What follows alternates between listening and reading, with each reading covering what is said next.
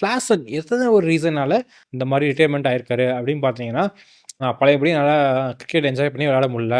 So long time என்னால் continue பண்ண முடியாது அப்படின்னு சொல்லிட்டு அப்போ இருந்த கோச் ராப் வால்டர் கிட்ட பேசியிருக்காரு. அவங்களும் சரி ஓகே, உன்னை எப்படியாச்சும் 2027 வேர்ல்டு கப் வரைக்கும் நீ எங்களுக்கு வேணும் அப்படின்னு சொல்லி ராப் வால்டரும் இவரும் ஒரு நல்ல அக்ரிமெண்ட்டுக்கு வந்திருக்காங்க.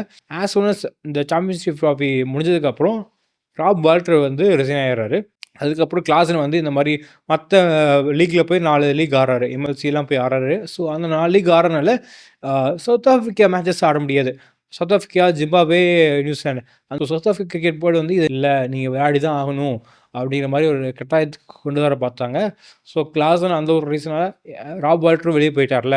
ஸோ அவங்களுக்கு வந்து ரொம்ப ஈஸியாக போயிடுச்சு. எனக்கு கோச்சுக்கு புதுசாக வந்த கோச்சுக்கு எந்த ஒரு தகராறும் இல்லை. ஸோ நான் வெளியே வந்து ஒரு 4 லீக் ஆடிட்டு அப்புறம் ஐபிஎல்லும் ஆடினேன்னா எனக்கு வீட்டில் ஒரு குவாலிட்டி டைம் ஒரு 6 மந்த்தாவது நான் என் ஃபேமிலி கூடயும் நான் ஸ்பெண்ட் பண்ணலாம். ஸோ அந்த ஒரு ரீசனால் சரி ஓகே இதுதான் கரெக்டு, இட்ஸ் ரைட் டைம்னு சொல்லிட்டு ரிட்டையர்மெண்ட்டும் ஆகிட்டாரு.